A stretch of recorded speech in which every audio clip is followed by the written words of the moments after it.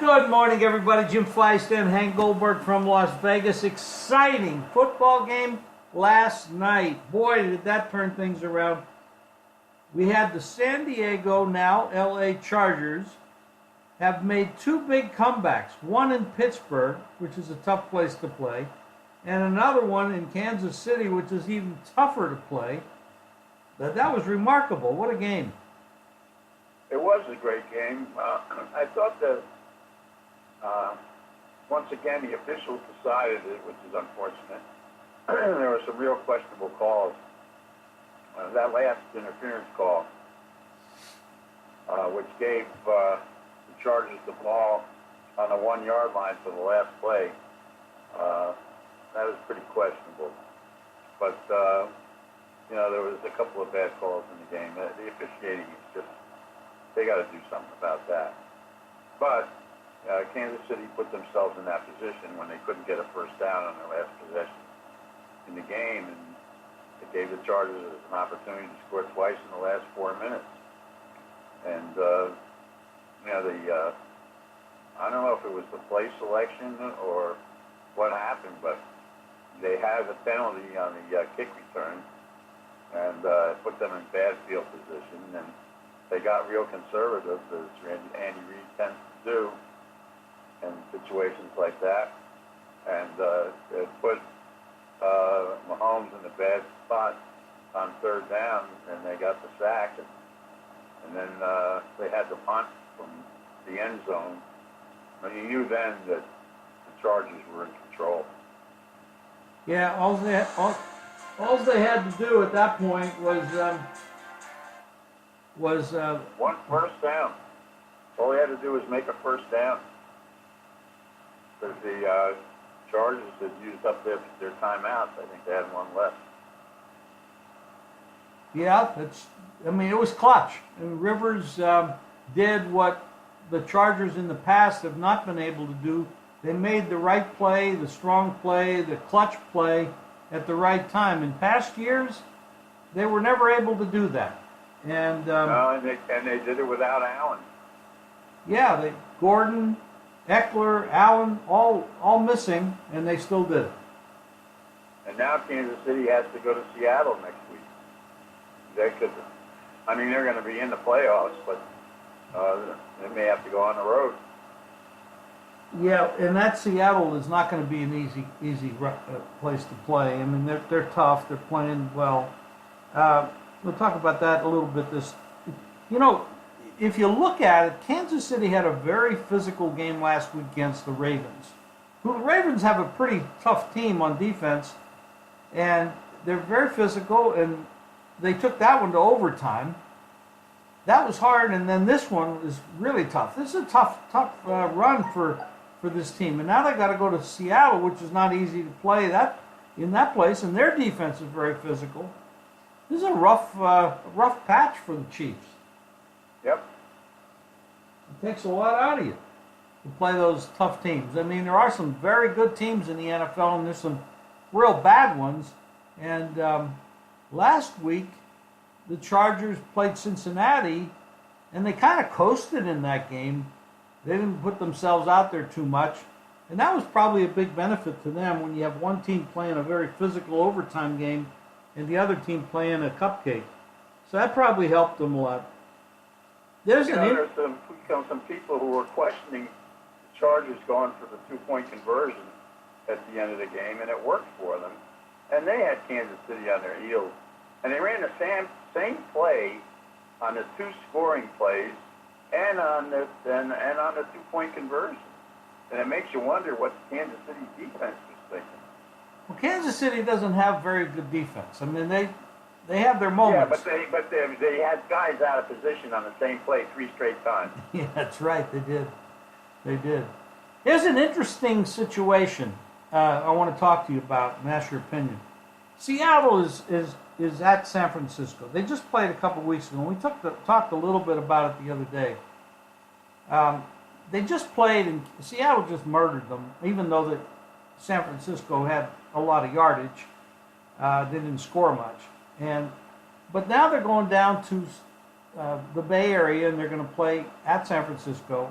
They open up a 6-point favorite, and about 65 to 70% of the bets are on Seattle. However, the line has come down from 6 to 3.5, which means a lot of very big money, sharp money, is on the dog. And that's kind of what they call a reverse tell in sports, or you've got all the players, probably average players, are playing on Seattle, but the sharp money, the bigger money, is on the underdog, the Niners. What do you make of that?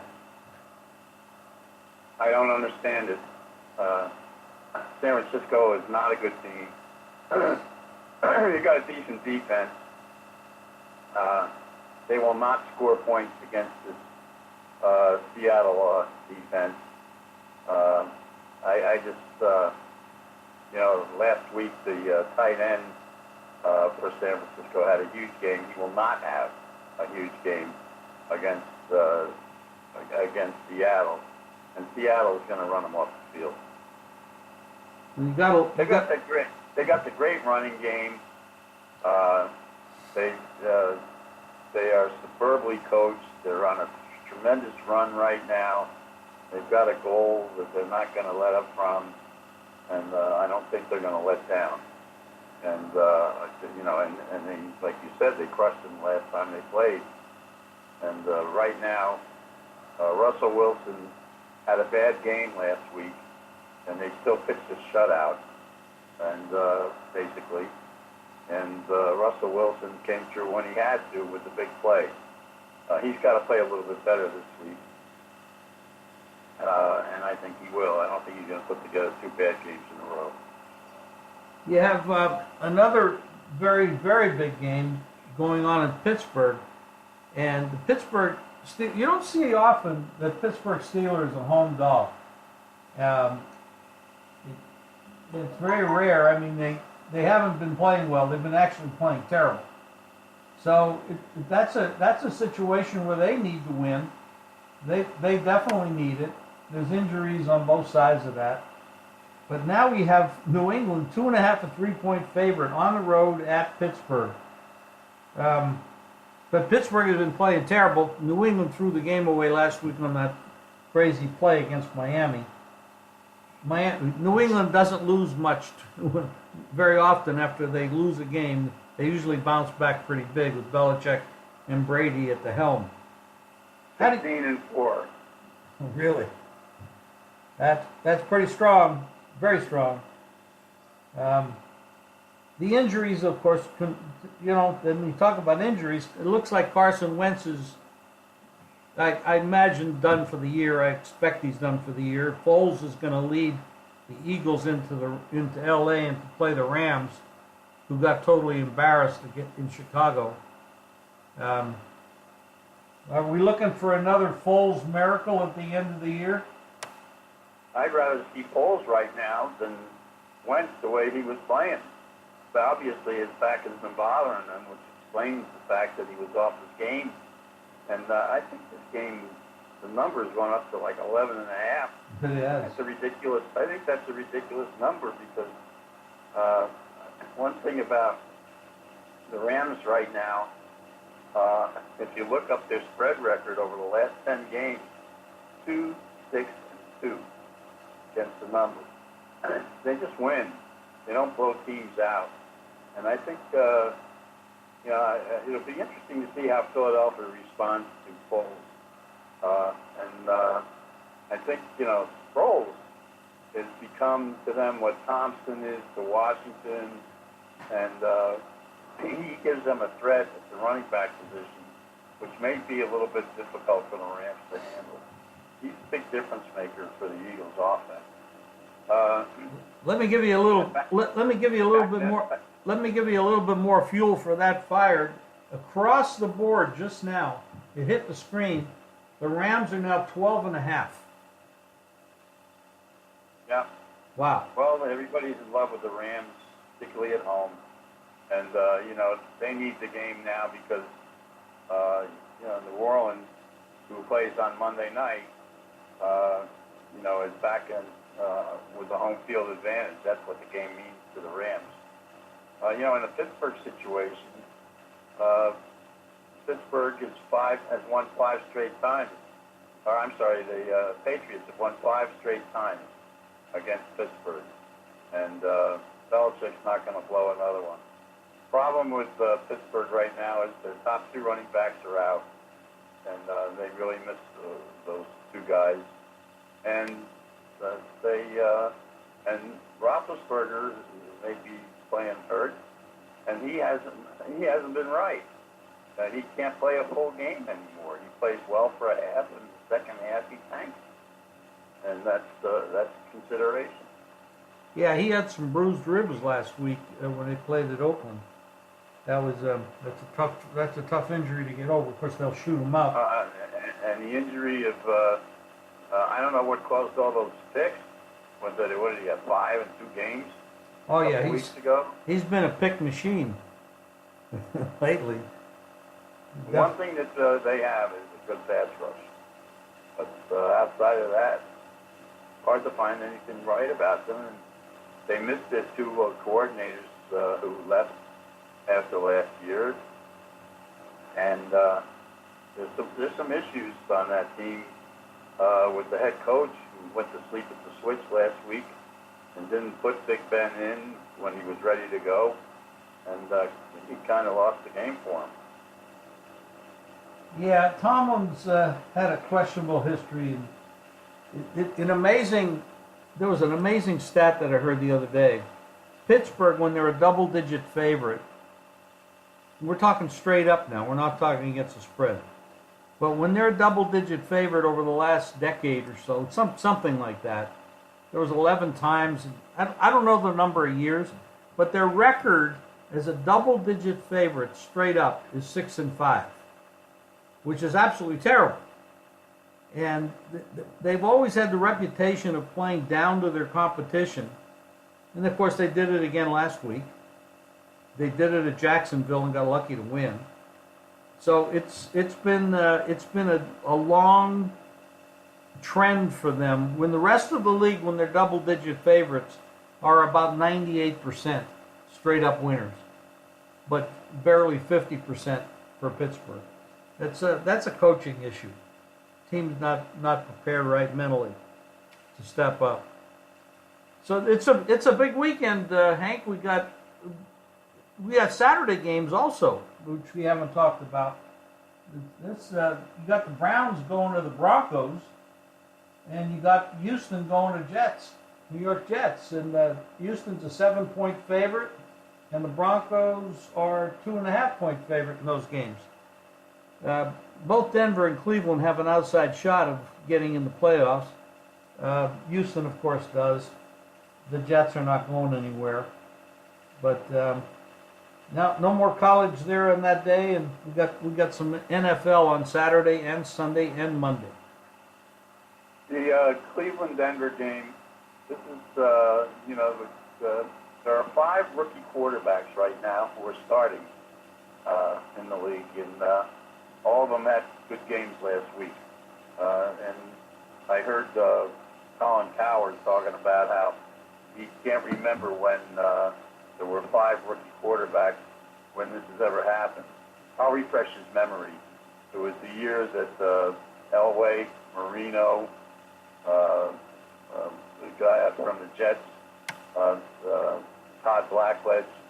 There were 5 quarterbacks who came in that year. Kelly was one of them. Well, yeah, Kelly was in Texas that first year, playing in the AFL. He didn't join the NFL until a year later, but he was in that graduating class. That was a pretty good class, graduating class. Was that 93? Or 90? 90 or 93? No, it was in the 80s. When those guys came out, Marino came along in the 80s. Those guys came along in the 80s. Well, I'm a decade short, aren't I? It was a long time ago. They were great players, though. It was a great draft class, for sure. And I love these guys who think that history started when their talk shows went on the air. And by the way, Schrager did it again last night. He picked Kansas City. He is the king of the Thursday night picks. Not. Wow. Well, But that was... anyway, there's a couple of I think Dallas, Indianapolis may be as interesting a game as you'll find this weekend with those two quarterbacks and to see what goes on with them. Speaking of quarterbacks, and can the Giants keep it going against Tennessee? That's a good question. So a lot of big games this week. There's some bowl games on Saturday in addition to Cleveland and Denver. I think that this is a tough spot again for that Cleveland quarterback going on the road into Denver. He didn't do so well going into Houston a couple of weeks ago, and he's facing a tough defense in Denver. Houston needs to get back on track after, but they're coming off a tough physical game last week against Indianapolis. And then there's some bowl games this weekend. Saturday, Middle Tennessee. We talked about that on Wednesday. Arizona State Fresno's a pretty good game. And then there's basketball. A lot of tremendous matchups. Kansas plays Villanova. Tennessee is playing Memphis. That'll be a great game. A lot of scoring there.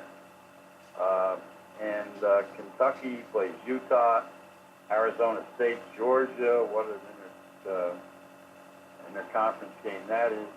How about Gonzaga, North Carolina? What do you do with that game? This is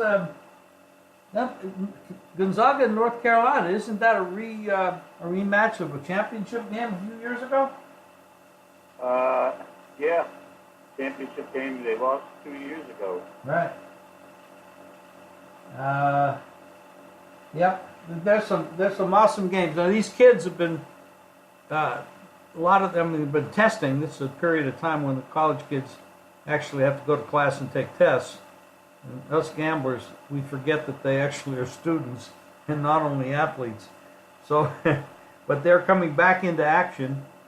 And, of course, conference games will be starting.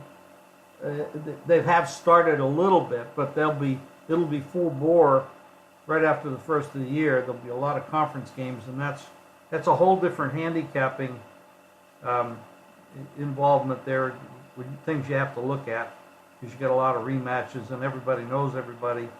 So this is an interesting time, great time to make some money doing what we do. And I'm looking forward to it. Hank, it's going to be a big weekend. I want to tell everybody out there how well you've been doing. I don't know, were you 5-0 last week? In some of the... I was 5-0 in a review journal, yeah. And I with our handicapping service, I think I went 6-1. Pretty awesome, man. Well, go to JimFeist.com out there, and you can get Hank's plays and mine. College basketball, pro basketball. We've got the football stuff going on. And I think at this point of the year, I can say that we know what the hell these teams are all about. So we have a pretty big edge right now. And Hank, I want to thank you for your time today. Congratulations on your in-house studio. I know that's going to be a big boost to your time frames. You won't have to leave the house anymore to do shows. Well, more importantly, I'll get more work. That's right. Yeah, that's exactly right. So everybody go to JimFeist.com, pick up Hank's plays and mine, and we'll talk to you again on Monday. Thanks, Hank. Jim, thank you. Jim, the best thing